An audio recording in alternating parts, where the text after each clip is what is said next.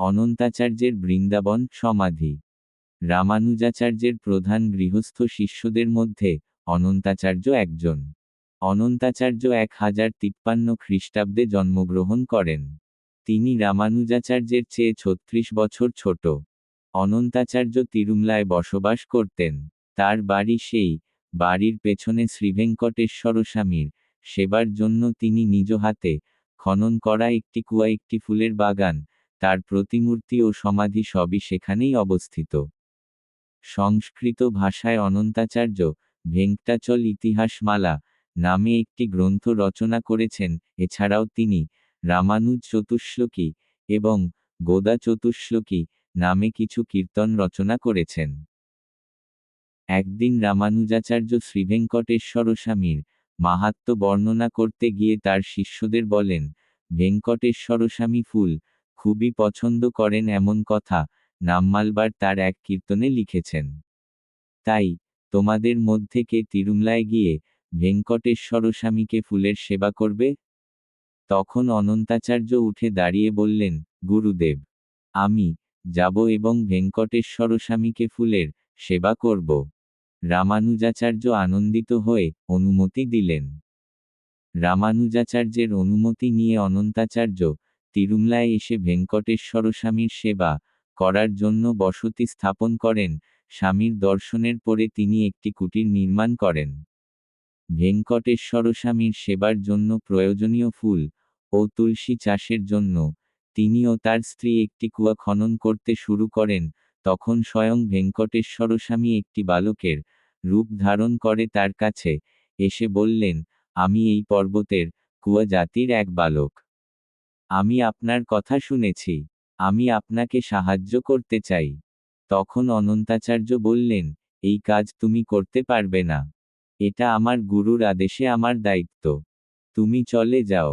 বালকের রূপে থাকা ভেঙ্কটেশ্বর স্বামী তখন সেখান থেকে চলে গেলেন। অনন্তাচার্য কূপ খনন শুরু করেন। তিনি খনন করা মাটি ঝুড়িতে ভরে তার স্ত্রীর হাতে দিতেন। তার স্ত্রী সেই মাটি দূরে নিয়ে গিয়ে ফেলে আসতেন। এই দৃশ্য লক্ষ্য করেন শ্রী ভেঙ্কটেশ্বর স্বামী। তিনি অনন্তাচার্যের স্ত্রীর কাছে এসে বলেন, আপনি গর্ভবতী। গর্ভবতীরা এত কষ্টের কাজ করা উচিত নয়। আপনি এই ঝুড়িটি আমাকে দিন, আমি এই মাটি দূরে নিয়ে গিয়ে ফেলব। তখন তিনি বললেন, আমার স্বামী ইতিমধ্যেই আপনার সাহায্য প্রত্যাখ্যান করেছেন। এখন আমি যদি আপনার সাহায্য নিই তবে আমাদের জনকেই তিনি ভর্ৎসনা করবেন। তাই আপনি অনুগ্রহ করে চলে যান। বালকের রূপে থাকা ভেঙ্কটেশ্বর স্বামী তখন বলেন, আপনার স্বামী এখন কূপের ভিতরে রয়েছেন, তিনি দেখতে পাবেন না আমি সাহায্য করছি। আপনি ভয় পাবেন না। এইভাবে তিনি স্বামীর মহিমায় মোহিত হয়ে সাহায্য গ্রহণ করতে সম্মত হলেন। বালকের রূপে থাকা স্বামী সাহায্য করতে থাকায় তার কাজ দ্রুত শেষ হতে লাগল। অনন্তাচার্য লক্ষ্য করলেন তিনি মাটি ভরার আগেই তার স্ত্রী খালি ঝুড়ি নিয়ে ফিরে আসছেন। তখন তিনি স্ত্রীর কাছে প্রশ্ন করলেন, তুমি তো আগে দেরিতে আসতে, এখন আমি মাটি ভরার আগেই ফিরে আসছো, এর কারণ কি? স্ত্রী পতিপরায়ণা নারী ছিলেন, তাই তিনি মিথ্যে না বলে সব কিছু খুলে বললেন। এতে অনন্তাচার্য রাগে কূপ থেকে বেরিয়ে এলেন। তাকে ক্রুদ্ধ দেখে বালকের রূপে থাকা ভেঙ্কটেশ্বর স্বামী বুঝতে পারলেন যে তিনি ভর্ৎসনার সম্মুখীন হবেন, তাই তিনি পালাতে লাগলেন। অনন্তাচার্য তাকে ধরতে পেছনে ধাওয়া করলেন। পালাতে পালাতে একবার ভেঙ্কটেশ্বর স্বামী পিছনে তাকান। তখন অনন্তাচার্য তার হাতে থাকা শাবল খননের হাতিয়ার দিয়ে তাকে আঘাত করেন। সেই গুণপা বালকের রূপে থাকা স্বামীর নিচের ঠোঁটে লেগে যায় এবং রক্তপাত হতে শুরু হয়। রক্তাক্ত অবস্থায় বালক মন্দিরের ভিতরে প্রবেশ করেন এবং সেখানেই অদৃশ্য হয়ে যান। অনন্তাচার্য তাকে আর ধাওয়া করতে না পেরে ফিরে আসেন। মন্দিরে ভেঙ্কটেশ্বর স্বামীর মূর্তির নিচের হোত থেকে রক্তপাত শুরু হয়। এটি লক্ষ্য করে মন্দিরের পুরোহিত ভয়ে ভেঙ্কটেশ্বর স্বামীর কাছে গিয়ে প্রশ্ন করেন, স্বামী, কেন এইভাবে রক্তপাত হচ্ছে? ভেঙ্কটেশ্বর স্বামী তখন ঘটনার বিবরণ দিয়ে বলেন, রক্ত থামাতে সবুজ কর্পূর, পচ্চ কার্পূর লাগাও। অনন্তাচার্য যে লীলা করেছেন তার স্মৃতিচিহ্ন স্বরূপ প্রতিদিন একইভাবে সবুজ কর্পূর প্রয়োগ করো। মন্দির পুরোহিত স্বামীর আদেশ অনুযায়ী সেবা করেন। পুরোহিতের মাধ্যমে ঘটনাটি জানতে পেরে অনন্তাচার্য ভেঙ্কটেশ্বর স্বামীকে সাষ্টাঙ্গ প্রণাম নিবেদন করে বলেন, আমার অপরাধ ক্ষমা করুন। একবার অনন্তাচার্য ভেঙ্কটেশ্বর স্বামীর জন্য ফুলের মালা প্রস্তুত করছিলেন। সেই সময় স্বয়ং ভেঙ্কটেশ্বর স্বামী মন্দিরের পুরোহিতের মাধ্যমে বার্তা পাঠান, আমি অনন্তাচার্যর সঙ্গে দেখা করতে চাই। পুরোহিত এই বার্তা পৌঁছে দিলে অনন্তাচার্য বলেন, আমি আসছি, আপনি যান। তবে তিনি ফুলের মালা ও তুলসী মালা প্রস্তুত করতে কিছু সময় নিয়েছিলেন, তাই একটু দেরি হয়। তখন ভেঙ্কটেশ্বর স্বামী তাকে জিজ্ঞাসা করেন, তুমি এত দেরি করেছ কেন? অনন্তাচার্য উত্তর দেন, স্বামী, আমি ফুলের মালা ও তুলসীর মালা প্রস্তুত করছিলাম, তাই দেরি হয়েছে। ভেঙ্কটেশ্বর স্বামী জিজ্ঞাসা করেন, আমার চেয়ে তোমার কাছে ফুলের মালাই কি বেশি গুরুত্বপূর্ণ? অনন্তাচার্য নম্রভাবে বলেন, স্বামী, ফুল সম্পূর্ণ ফুটে গেলে তার সুবাস তাড়াতাড়ি চলে যায়। তাই আমাদের গুরু রামানুজ আচার্য নির্দেশ দিয়েছেন, ফুল সম্পূর্ণ ফুটে যাওয়ার আগে মালা তৈরি করে নিবেদন করতে। আপনি যখন আমাকে ডাকেন তখন আমি সেই কাজ করছিলাম, মাঝপথে যদি চলে আসতাম ফুল ফুটে যেত আর সুবাস নষ্ট হয়ে যেত। তাই আমি আগে মালা সম্পূর্ণ করে নিয়ে এসেছি। একদিন অনন্তাচার্য বাগানে ফুল তুলছিলেন। তখন একটি সাপ তাকে দংশন করল। তবুও ভেঙ্কটেশ্বর স্বামীর পুষ্পসেবা বিলম্ব না হয়, তিনি ফুল তুলে মালা প্রস্তুত করে মন্দিরে নিয়ে এলেন। ভেঙ্কটেশ্বর স্বামী বলেন, তোমাকে তো সাপ কামড়েছে, সঙ্গে সঙ্গে ঔষধ গ্রহণ করো। অনন্তাচার্য উত্তর দিলেন, স্বামী, কাম ক্রোধ লোভ মদ মৎস্যার্য এই সাপগুলো আমাকে প্রতি মুহূর্তে দংশন করছে। এই সাপের বিষ তার সামনে কিভা বড় ব্যাপার? যদি এই বিষে আমি মৃত্যুবরণ করি তাহলে আমি বৈকুণ্ঠে গিয়ে আপনাকে সেবা করব, বেঁচে থাকলে এখানেই আপনাকে সেবা করে যাব। আর একবার অনন্তাচার্য শ্রীরঙ্গমে গিয়ে তার গুরু ও শ্রীরঙ্গনাথ স্বামীর দর্শন করতে মনস্থির করেন। ভেঙ্কটেশ্বর স্বামীকে নিবেদন করা প্রসাদ সঙ্গে নিয়ে তিনি তিরুমালা থেকে যাত্রা করেন। পথের মধ্যে তিনি প্রসাদ যেখানে রাখা ছিল সেই বস্তা খুলে দেখেন প্রসাদের মধ্যে বহু পিঁপড়ে চিটিক রয়েছে। তখন তিনি কুলশেখর মহারাজ ভেঙ্কটেশ্বর স্বামীর কাছে যে প্রার্থনা করেছিলেন তা স্মরণ করেন, স্বামী, আমি এই পর্বতের ওপর এক অকেজো প্রাণী হিসেবে জন্ম নিতে চাই। তিনি চিন্তা করেন হয়তো সেই মহান ভক্তগণই এই পিঁপড়ে রূপে জন্মগ্রহণ করেছেন। তাই প্রসাদসহ সেই পিঁপড়েদের তিরুমালা পর্বতের উপরে নিয়ে গিয়ে সেই স্থানে প্রসাদ রেখে তারপর তিনি শ্রীরঙ্গমের উদ্দেশ্যে রওনা হন।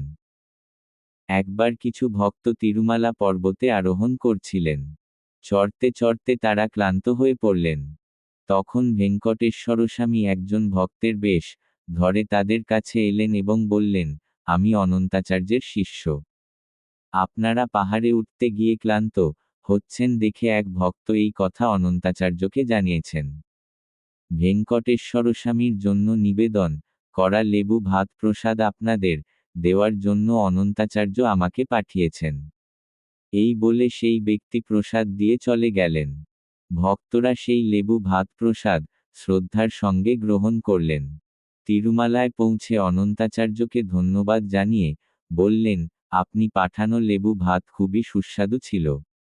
তখন অনন্তাচার্য বললেন, আমি কাউকে পাঠাইনি, স্বয়ং ভেঙ্কটেশ্বর স্বামী আমার শিষ্যরূপে এসে আপনাদের নিজ প্রসাদ দিয়েছেন। একদিন পরাশর ভট্টের এক শিষ্য তার কাছে এসে বলল, ভক্তদের লক্ষণগুলি কি তা আমাকে বলুন। পরাশর ভট্ট বললেন, তিরুমালায় অনন্তাচার্য রয়েছেন। তুমি তার কাছেই গিয়ে জানো। শিষ্য তিরুমালায় গিয়ে অনন্তাচার্যের দর্শন করল ও যা ঘটেছে সব বলল। তখন অনন্তাচার্য তাকে কয়েকদিন তিরুমালায় থাকার জন্য বললেন। একসময় ভেঙ্কটেশ্বরস্বামীর উৎসব অনুষ্ঠিত হচ্ছিল। অনেক ভক্ত ও সন্ন্যাসী সেখানে উপস্থিত হয়েছিলেন।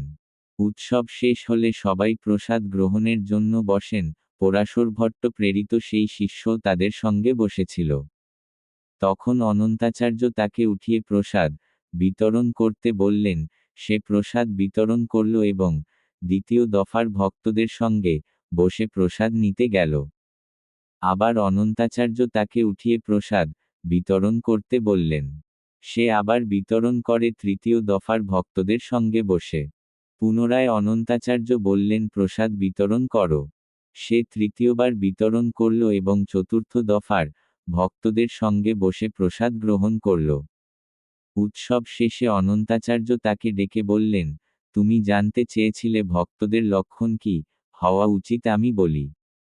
ভক্তদের উচিত লবণের মতো, বকপাখির মতো, মুরগির মতো এবং নীলকণ্ঠ পাখির মতো হওয়া। ভক্তটি অনন্তাচার্যের অনুমতি নিয়ে পরাশর ভট্টের কাছে ফিরে গিয়ে সমস্ত ঘটনা বিশদভাবে বর্ণনা করলেন এবং বললেন যে তিনি এই উত্তরগুলির অর্থ বুঝতে পারেননি। তখন পরাশর ভট্ট তার শিষ্যকে বললেন, 6টি স্বাদের মধ্যে লবণ একটি। এই 6টি স্বাদ কখনো তাদের গুণ হারায় না। লবণ ছাড়া রান্না করা তরকারি কেউই খেতে পারে না। সবাই রান্না করা খাবারের প্রশংসা করে, কিন্তু কেউ লবণের প্রশংসা করে না। লবণ খাবারে স্বাদ এনে দেয়, কিন্তু নিজের মহিমা দাবি করে না।